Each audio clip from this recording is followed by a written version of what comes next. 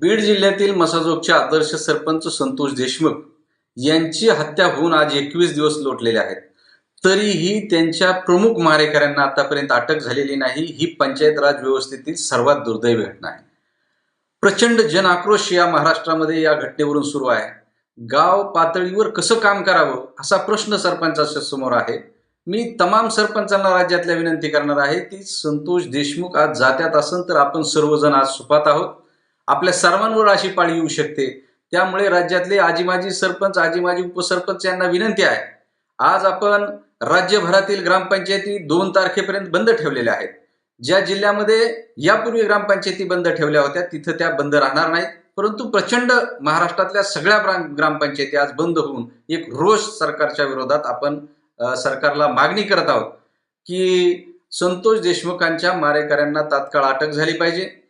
जर तात्काळ अटक नाही झाली आणि आमच्या ज्या मागण्या आम्ही मुख्यमंत्र्यांना आता निवेदन दिलेलं आहे की जर या मागण्या 7 तारखेपर्यंत आमच्या पूर्ण झाल्या नाहीत तर आझाद मैदानावर 7 तारखेला राज्यभरातील आजी माजी सरपंच, उपसरपंच आणि सदस्य येऊन सरकारच्या विरोधात एक धरणे आंदोलन करतील.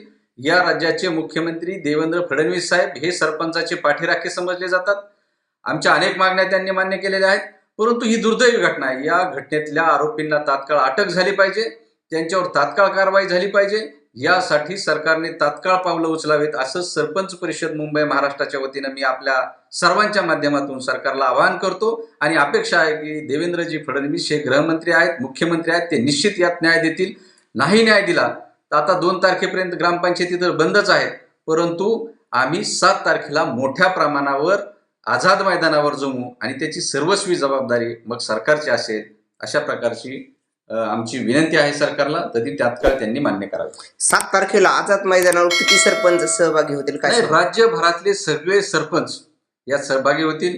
माझं विदर्भातील कराळे सर असतील, निकम सर असतील, जे सरपंच परिषदेचं काम करतात, त्यांचाही मोठ्या प्रमाणात सहभाग. आज तिकडे विदर्भातल्या सगळ्या 11-12 जिल्ह्यातील ग्रामपंचायती बंद आहेत आणि महाराष्ट्रातल्या मराठवाड्यातल्या सगळ्या ग्रामपंचायती बंद ठेवून सर्व सरपंच आझाद मैदानावर येतील याची सरकार